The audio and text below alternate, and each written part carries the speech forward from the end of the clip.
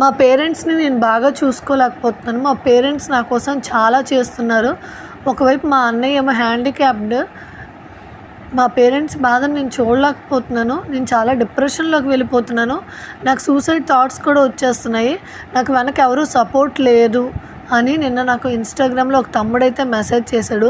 ఆ మెసేజ్ చూడగానే చాలా బాధ, భయం కూడా వేసింది. ఏంటి జనాలు ఇంత దారుణంగా ఉన్నారని.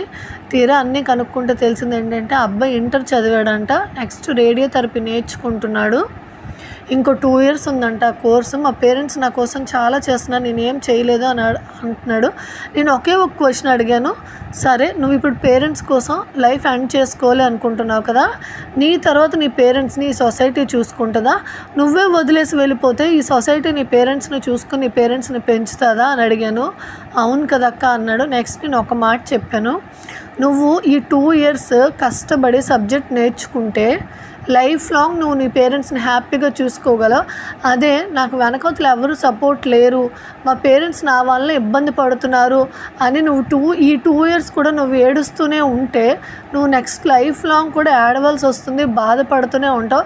ఈ 2 ఇయర్స్ కష్టపడి చదువుకుంటావా లేకపోతే 2 ఇయర్స్ తర్వాత బాధపడతావా అని అడిగాను. అడిగితే నేను 2 ఇయర్స్ సబ్జెక్ట్ నేర్చుకుంటాను అక్క అన్నాడు. దయచేసి పిచ్చి పిచ్చి నిర్ణయాలన్నీ చేసుకోకండి. మీరు అంతవరకు వెళ్ళగలిగే అంత ధైర్యం ఉన్నప్పుడు బ్రతకగలిగే అంత ధైర్యం కూడా ఖచ్చితంగా మీలో ఉంది కాబట్టి అక్కడి వరకు మీరు వెళ్ళగలుగుతున్నారు.